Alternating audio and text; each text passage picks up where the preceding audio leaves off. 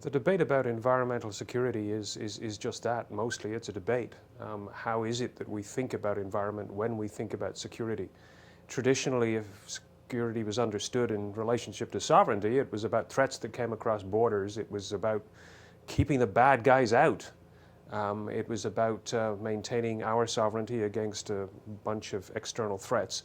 And it was about particularly preparing to deal with military threats that came from somewhere out there in ways that would threaten us in here. And of course, those haven't gone away. Well, those issues haven't gone away, but at the end of the Cold War, the real focus was on environmental issues in various parts of the world.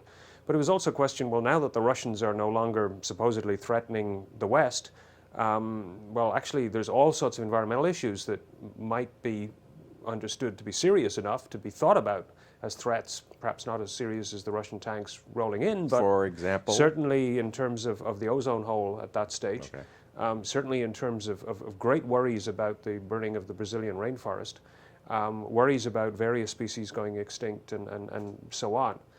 Many of those issues were on the agenda, principally focused on by international environmentalists.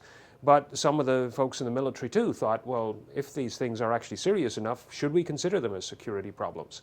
Are they the kind of issues that is a big enough threat to be a priority for states and hence a matter for national security? But at the same time, there was a whole lot of people talking about this and thinking, well, actually, it's not individual states that are being threatened. It's actually lots of people in different places, and particularly with things like the ozone hole, whole species close to the poles that were vulnerable to the ultraviolet rays getting through to the surface, both of the land and of the oceans too. So the debate sort of started there, well, what kind of threats, how serious are these things, and what's the appropriate institutional response to these things?